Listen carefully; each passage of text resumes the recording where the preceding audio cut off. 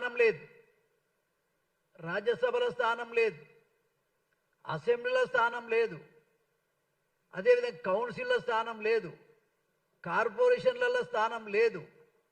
మరి మెజారిటీ ఉన్న మాదిగలను గవర్నమెంట్ లెక్కల ప్రకారంగా, సరే ఆ లెక్కలు తప్పనుకో, మేము 70 లక్షల మంది ఉన్నాము, మరి అధికంగా మాదిగలు ఉన్నారు అనేది గవర్నమెంట్ దృష్టిలో ఉన్నప్పటికీ, పార్టీల దృష్టిలో ఉన్నప్పటికీ మమ్మల్ని ఎందుకు దొక్కుతురాయా?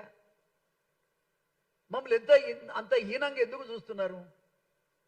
ఇప్పటికీ కుల వివక్ష మా మాదిగల పట్లనే ఎందుకు మీరు చూపిస్తున్నారు? ఎందుకు స్వతంత్రం వచ్చిన కాడికెళ్ళి ఈ మాదిగ జాతిని టోటల్గా నిర్వీర్యం చేసే ప్రయత్నం చేస్తున్నారు? దీనికి సమాధానం చెప్పాల్సినటువంటి అవసరం ఉంది. ముఖ్యంగా నిన్నగాక మొన్నదైన పార్లమెంట్ ఎన్నికల్లో ఒక్క సీటు మాకు ఇవ్వకపోతే, సీట్లు లేని వాళ్ళకే మీరు సీట్లు ఇస్తారు, జనాభా లేని వాళ్ళకే మీరు సీట్లు ఇస్తారు. మల్లు రవిని ఏ విధంగా మీరు అక్కడ ఎంపిక చేస్తారు చెప్పండి? అక్కడ 80% ఉన్నటువంటి మాదిగలు 80% ఉన్నటువంటి మాదిగలను పక్కన పెట్టి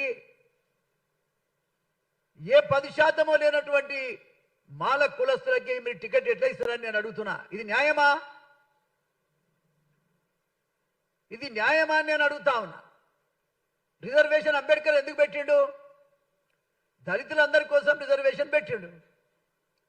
ఈ రిజర్వేషన్ ఏ ఒక్క కులానికో అంటగబెట్టి అధిక జనాభా ఉన్నటువంటి మాదిగలను తొక్కేసిరు కదా, అవమాన పరిస్థితి కదా.